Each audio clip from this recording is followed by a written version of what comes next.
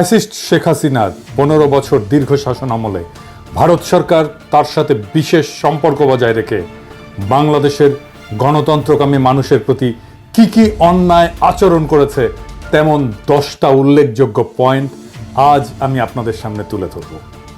1 number, হাসিনার আমলে ভারত এবং বাংলাদেশ সম্পর্ক ইতিহাসের সবচেয়ে খারাপ অবস্থায় পতিত হয়েছিল, যেখানে বাংলাদেশের স্বার্থ বলে কোনো কিছুর অস্তিত্ব ছিল না। শুধুমাত্র অবৈধভাবে ক্ষমতায় টিকে থাকার বিনিময়ে খুনি হাসিনা বাংলাদেশের সকল স্বার্থ বিসর্জন দিয়ে একতরফাভাবে সবকিছু ইন্ডিয়াকে দিয়ে দিয়েছিল। 2 নাম্বার,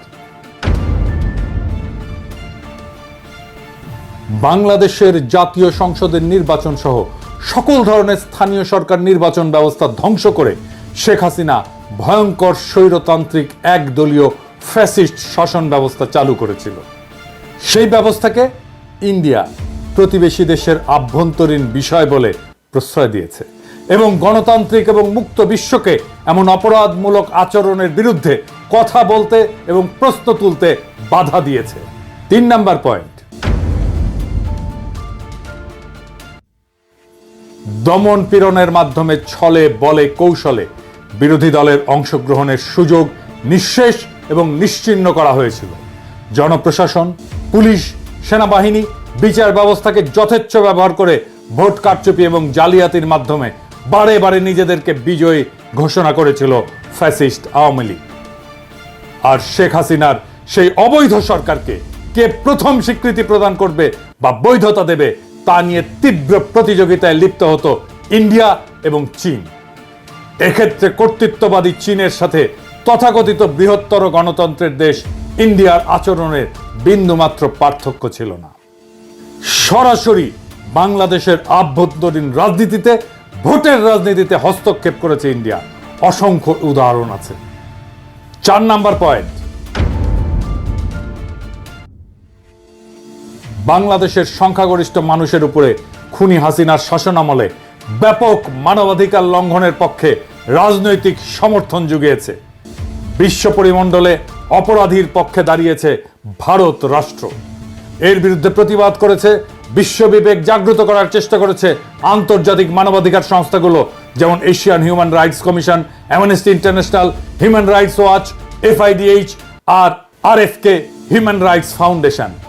বিরোধী দলগুলো এবং রাজনৈতিক ভিন্ন মতাবলম্বীদের দমন করতে এমন হাজার হাজার নেতাকর্মীদের বিরুদ্ধে মিথ্যা মামলা মোকদ্দমা দিয়ে তাদেরকে নিষ্ক্রিয় করা হতো।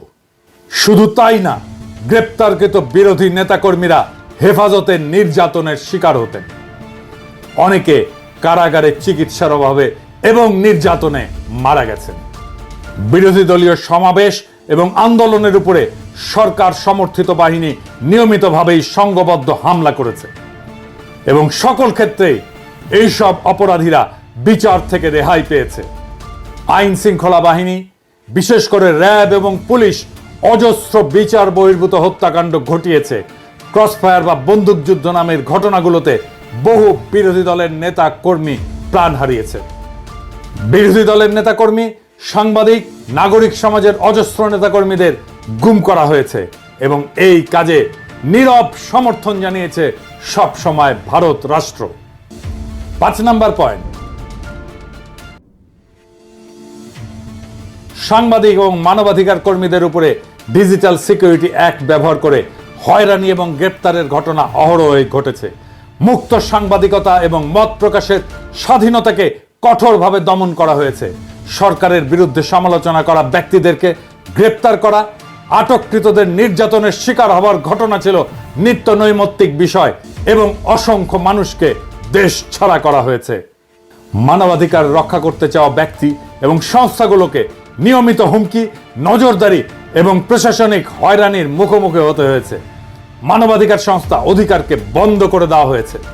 শুধু রাজনৈতিক সমর্থনই না, খুনি হাসিনা সরকারের এমন সকল ধরনের অপরাধমূলক কর্মকাণ্ডে সার্বিক সহায়তা করে গোয়েন্দা তথ্য জুগিয়ে এবং নির্যাতনের নানান কৌশল শিখিয়ে প্রশিক্ষণ দিয়েছে ভারতীয় কর্তৃপক্ষ। এখনো বাংলাদেশের বাহিনীগুলোর মধ্যে ভারতীয় অফিসারেরা প্রশিক্ষক হিসেবে আছে বলে অসমর্থিত সূত্রে জানা যাচ্ছে। অন্তত 2 জনের পার্টিকুলার আমি পেয়েছি, ভেরিফাই করছি।